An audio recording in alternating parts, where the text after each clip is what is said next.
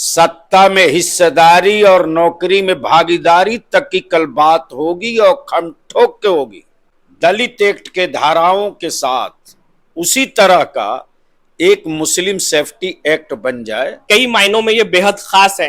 कौमी इत्तेहाद मोर्चा के संस्थापक से इनको रूबरू करवाया जाए, या बिहार के पूर्व एमएलसी गुलाम रसूल बलियावी आज हमारे साथ मौजूद है और हजारीबाग में कल एक बहुत बड़ा कॉन्फ्रेंस होने वाला है, उस पर को ही लेकर के आप हजारीबाग पहुंचे हैं। हजारीबाग से पुराना नाता भी आपका है।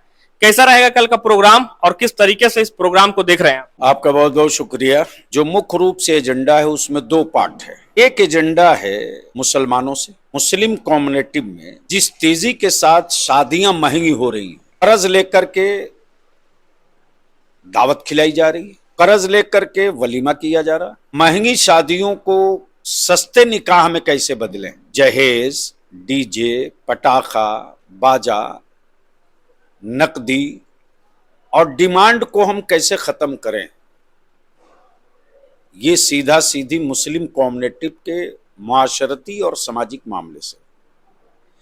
इसी के साथ नशा है। मनशियात से, नशा से हम अपनी नस्लों को कैसे महफूज रखें, और ये सारी एनर्जी हम तालीम की तरफ, एजुकेशन की तरफ कैसे लगावें।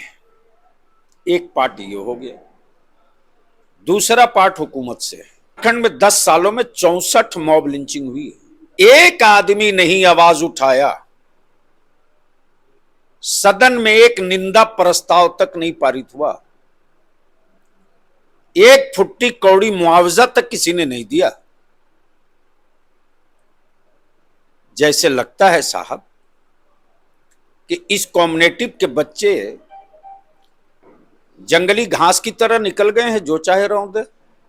अब इन दोनों पार्ट को लेकर के इदारी शरिया ने महसूस किया कि क्यों नहीं एक ऐसा कानून बन जाए कि मेरे पैगंबर के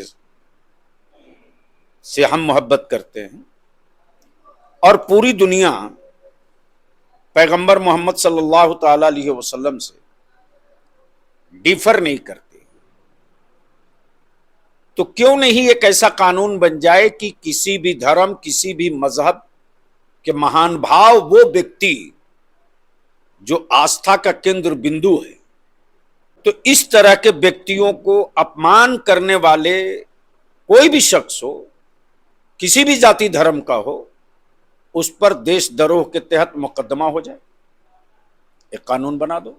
तो इदारे शरिया ने महसूस किया कि क्यों नहीं ऐसा एक कानून बन जाए कि जिस तरह दलित भाइयों को, आदिवासी भाइयों को समाज में इज्जत के साथ, प्रतिष्ठा के साथ, अपने जान माल की सुरक्षा के साथ एक विश्वास दिया दलित एक्ट, तो क्यों नहीं अब ये वक्त आ गया है कि उन्हीं धाराओं के साथ, दलित एक्ट के धाराओं के साथ उसी तरह का एक मुस्लिम सेफ्टी एक्ट बन जाए, ताकि मुस्लिम माइनॉरिटीज के बच्चों में विश्वास का भाव पैदा हो जाए। क्या सीधी हुकूमत से रिलेटेड है।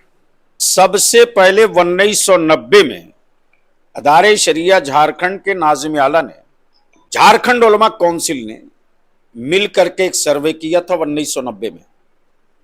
1990 में 7000 उर्दू टीचरों की वैकेंसी थी, पद रिक्त थे। उसके बाद से लगातार हम लोग कोशिश करते रहे। हम लोग सेकुलर समझ के लोगों को वोट भी देते रहे, बोरा में कस के दिए। आज जो सत्ता में लोग हैं, उनकी बिरादरी ने उतना खुलकर उतना वोट नहीं दिया जितना मुसलमानों ने एक तरफा वोट दिया है। एक भी यूनिवर्सिटी नहीं बन सकी। कोई एक माइनॉरिटीज नेचर का इंजीनियरिंग कॉलेज बता दीजिए, मेडिकल कॉलेज बता दीजिए। एजुकेशन से लेकर समाज सुधार तक, लीगल से लेकर सत्ता में हिस्सेदारी और नौकरी में भागीदारी तक की कल बात होगी और खम ठोक के होगी। तो हमारे साथ गुलाम रसूल बलियावी थे और इनके आने से ही इस गुलाबी ठंड में भी गर्मी का एहसास हो गया है, यानी कि चुनावी सरगर्मियां भी तेज हो गई हैं। और कल जिस तरीके से कॉन्फ्रेंस में शिक्षा से लेकर समाज सुधार की बातें होंगी, साथ में राजनीतिक बातों पर भी प्रकाश डाला जाएगा। सहयोगी कैमरा पर्सन के साथ फलक शमीम, हजारीबाग अपडेट्स।